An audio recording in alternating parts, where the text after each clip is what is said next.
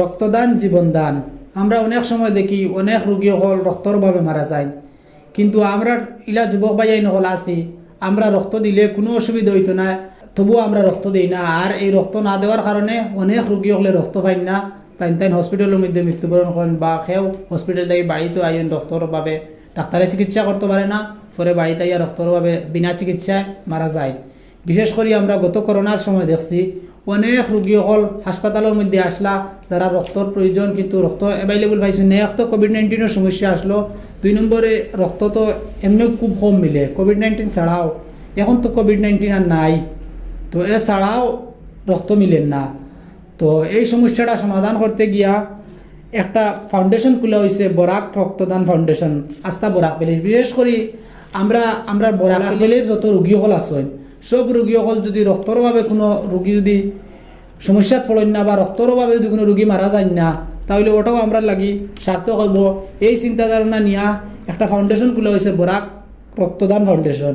তো এই ফাউন্ডেশনের অধীনে আগামীকাল 23 জানুয়ারি রোজ সোমবার একটা রক্তদান শিবিরের আয়োজন করা হয়েছে রয়্যাল ইংলিশ একাডেমি স্কুলটার অ্যাড্রেস হইল গিয়া আমরা 12 গ্রাম পুলিশ ওয়াচ পোস্টর একদম কিনারো। তো আপনারা কাছে অনুরোধ হইল গিয়া আপনারা সব গিয়া ওখানে যথাসম্ভব উপস্থিত হইবা।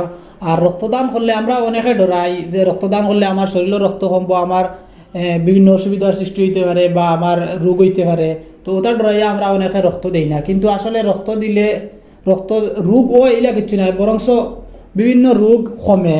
তো রক্ত দিলে কিতা ফায়দা হয় ওগুলো আমি আপনার সামনে এখন তোরা শুনাইমু। 1 নম্বর, রক্তদান করলে দেহের রোগ প্রতিরোধ ক্ষমতা বৃদ্ধি হয়।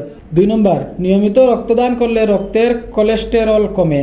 3 নম্বর, নিয়মিত রক্তদানকারীর হৃদরোগ ও হার্ট অ্যাটাকের ঝুঁকি একেবারে কম হয়। 4 নম্বর, নিয়মিত রক্তদান করলে ক্যান্সারের ঝুঁকি কমে। 5 নম্বর, নির্দিষ্ট সময় পরপর রক্তদান করলে দেহে নতুন রক্তকোষের সৃষ্টি হয়। 6 নম্বর, নিয়মিত রক্তদান করলে উচ্চ রক্তচাপ নিয়ন্ত্রণে থাকে। 7 নম্বর, নিয়মিত স্বেচ্ছায় রক্তদানের মাধ্যমে বিনা খরচে জানা যায় নিজের শরীরে বড় কোনো রোগ আছে কি না, যেমন hepatitis B, hepatitis C, syphilis, HIV, AIDS.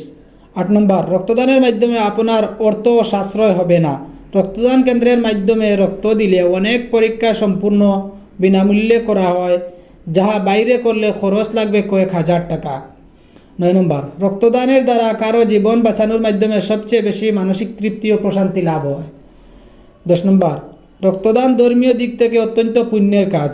একজন মানুষের জীবন বাঁচানো সমস্ত মানবজাতির জীবন বাঁচানোর মতো মহান কাজ।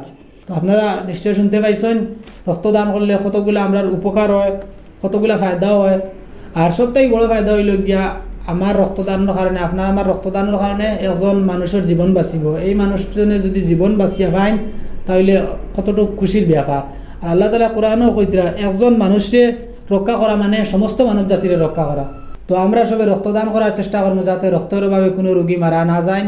আর আগামীকালকে রোজ সোমবার আপনারা যারা সম্ভব আইবা এই রয়্যাল ইংলিশ স্কুল একাডেমি, ওখানে রক্তদান শিবিরের একটা আয়োজন করা হয়েছে, আপনারা সব উপস্থিত থাকবা। ধন্যবাদ।